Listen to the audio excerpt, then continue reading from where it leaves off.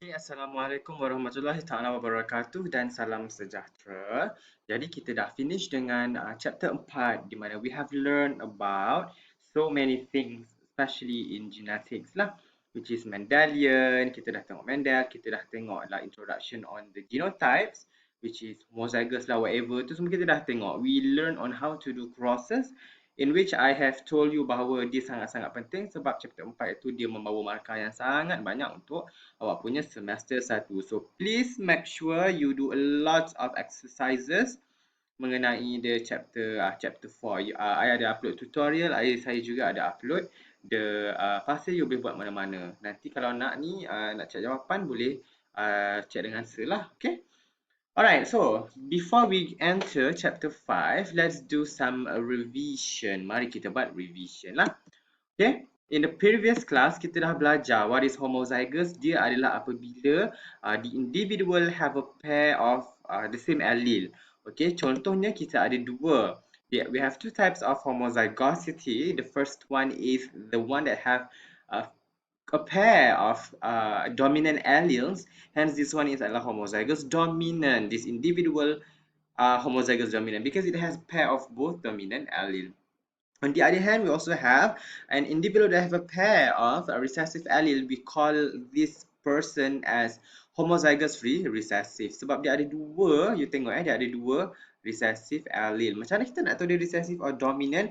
Kita wakilkan the dominance menggunakan huruf besar. We use the capital letter.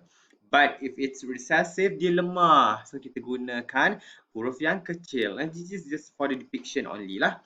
Next, okay, kita juga ada individual yang ada a copy of dominant allele and a copy of recessive allele. This individual we call it heterozygous. Okay, ini adalah individual yang heterozygous. Di mana if let's say dominance shows dominant shows dia punya phenotype, maksudnya in this case individu itu dia memang akan menunjukkan ciri-ciri dominant. Because why? Because they dominant allele must be effect of the recessive allele. Dia menutup effect recessive allele allow the dominance to be expressed. But still, the individuals are heterozygous walaupun dia ada satu dominant allele. Alright?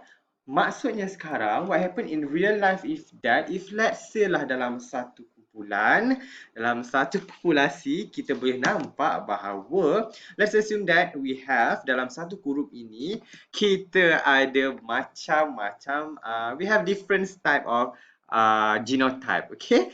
Let's say lah kita ada abang handsome ni, EXO ni yang although lah ramai dah keluar, contohnya Tau and then Chris, dan dia pun dah tak adalah Chen pun sebab dia dah beranak kan. So dia dah tak ada Luhan, okay. Dia orang ni makin lama mungkin tak ada tapi itu cerita belakang. It's just that I want to show you to all you ini adalah EXO. If let's say we assume that EXO ni, each of them ada this handsome and less handsome allele. Assuming that handsome itu adalah dominance. Okay, that's why kita buat H besar and H kecil itu adalah less handsome. Now, kita boleh nampak there are different faces, ada different level of handsomeness dekat sini. Sebagai contoh, my ultimate bias Do Kyung So ni, dia tersangat handsome. Berkemungkinan dia adalah homozygous dominant towards handsome punya phenotype, okay? Then you tengok macam Chris ni pun terlalu handsome, dia pun adalah homozygous dominant. And maybe lah Luhan pun cute juga, so dia handsome, Kai pun handsome juga. But then if let's say you tengok Chen, dia macam biasa-biasa je for me lah. So we assume that maybe dia adalah heterozygous for the handsomeness. Dia ada satu copy of the handsome allele and less handsome allele dekat diri dia. That's why dia kurang handsome berbanding dengan DO ni. Ya Allah, handsome gillers, you know.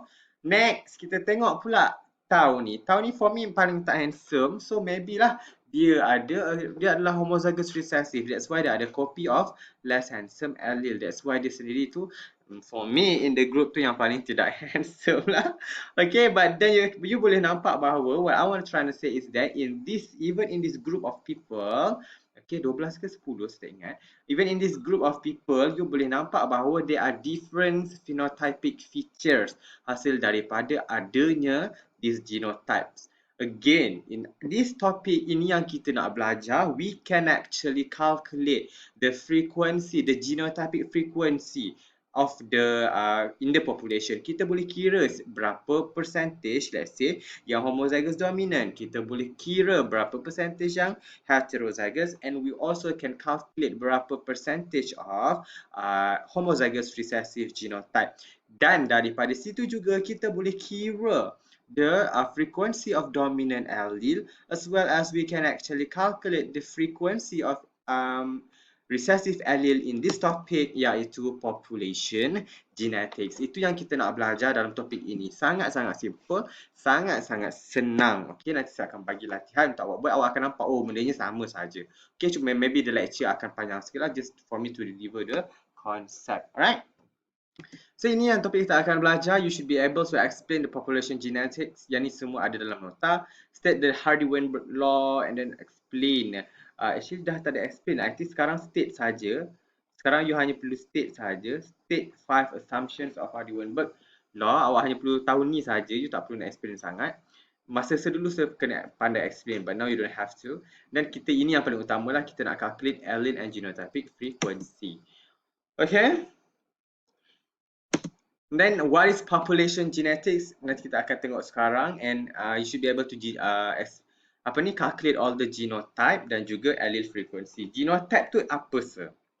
Ingat, bila kita kata homozygous dominant, heterozygous, homozygous recessive, itu adalah genotype.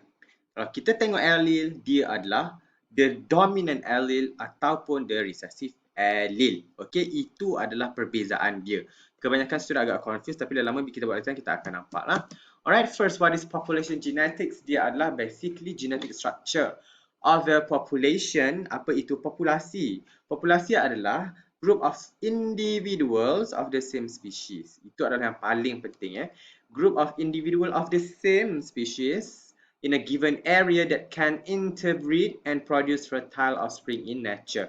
Dia adalah satu individu yang duduk dalam satu ruang, satu spesies yang sama pada satu ruang, boleh mengawan dan menghasilkan anak yang subur. Itu adalah dia punya bahasa kasarnya lah. Ibaratnya kita ni lah manusia. We are of the same population. Because kita manusia, kita boleh mengawan, kita boleh kahwin dan kita boleh beranak pinak. Anak kita pun akan menghasilkan anak lagi. So we are population. But if let's say saya letak awak group H39, saya letak sebelah dengan group kucing. Can we call it population? Cannot, because we are of two different species. Hence, we cannot call these two groups as a population. But if I put H37, H38, H39, as well as H47 together in a lecture hall, can I call it, boleh tak saya panggil itu population?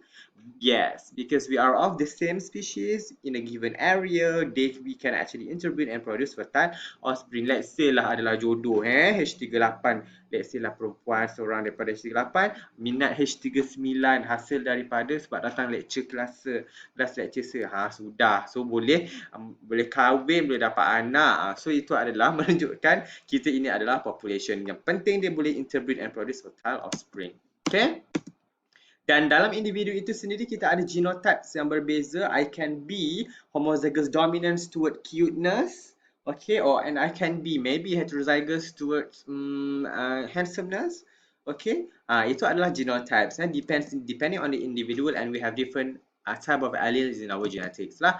Okay, now kita nak tengok pula what is genotype frequency. Ingat, dia adalah allelic combination. When we call allelic combinations, tak lain tak bukan, itulah dia homozygous dominant, heterozygous as well as homozygous recessive. Okay, now let's see lah, kita ada this one population of flower. Kita ada satu populasi bunga, ada yang warna merah, ada yang warna pink, ada yang warna putih. Yang ni bukan kuning, dia adalah putih, but it appears as yellow in the picture. Now kita ada yang red, we have the pink and we have the white. Okay, you boleh tengok sini. My question right now, dia ada warna pink disebabkan dia heterozygous. Do you think that these flowers follow Mendelian inheritance? My question. Adakah dia follow Mendelian inheritance? Tidak. Because kalau Mendelian inheritance it says that if it's heterozygous, dia akan tunjuk dominant phenotype. Just simply because it has this dominant allele. But the problem right now is it has a pair of dominant and a recessive allele. Tetapi it shows the pink. Pink itu adalah ciri-ciri intermediate. Taklah terlalu putih dan tidaklah terlalu merah. Jadi, dia adalah deviate from Mendelian. Tetapi what kind of deviation yang shows intermediate characteristics? Incomplete dominance. Okay, incomplete dominance tidaklah terlalu putih, tidaklah terlalu merah, dia tidak lengkap. Jadi adalah incomplete dominance. Alright. Okay, finish with chapter 4. Now kita nak kira macam mana, how do we actually calculate this genotype. Macam kita nak kira ini heterozygous, homozygous and homozygous dominant lah. First, you all have to know this. This one I have explained it to you just now. But now, about kata Jimin yang cute ni, sir. How to calculate genotypic frequency? I pun lemah kalau tengok macam ni. Tiba. Okay, so for you to calculate the genotypic frequency, awak kena tahu the ratios. This one is the formula for you to frequency salah type. For you to calculate the genotype, awak kena tahu the number of particular genotype in a population bahagi dengan the total number of individual in the population. Simple saja. If let's say we have 300 individual that is red, means dia adalah homozygous dominant. This one 500 untuk heterozygous and 200 is white. So how do we calculate? Jadi first kita kena kira dia punya total number of individual dahulu. That is the first thing. Then for us to actually calculate which one is which one, you kena tahulah dia punya genotype. Bila kata red itu obviously adalah homozygous dominant. Okay. The rest itu heterozygous and this one adalah homozygous recessive. After that, awak just bahagi saja. Let's say for you to find the homozygous recessive, you cari je lah this one adalah homozygous recessive. The total number of genotype in the population bahagi dengan the total number of individual. 200 bagi 1000, you akan dapat 0.2. Ini adalah genotype frequency for homozygous recessive. Untuk heterozygous, 500 bagi 1000 dapat 0.5. And then 300 bagi 1000, you akan dapat 0.3 bagi homozygous dominant. So ini adalah genotypic frequency for the homozygous recessive, for the heterozygous, and for the homozygous dominant. Simple as that. But then, si Teh Yung ni, how about allele frequency, sir? Mamak ni memang tak sabar nak belajar. So, macam mana pula allele frequency? Allele frequency, ini kita tahu. We have two types of alleles. The first one is the dominant allele, and the second one is the recessive allele. Jadi, untuk cari the frequency of dominant allele, kita kena bahagilah, kita kena bahagi the total number of dominant allele in the population, we divide dengan the total number of alleles in the population. That is for dominant allele. And for the frequency of recessive allele, kita just tukar saja. The number of recessive allele in the population, kita bahagi dengan the total number of alleles in the population. Okay, itu saja. Dua formula ini saja yang kita guna bergantung kepada soalan. Okay, now, ingat you have to remember that an individual has a pair of allele.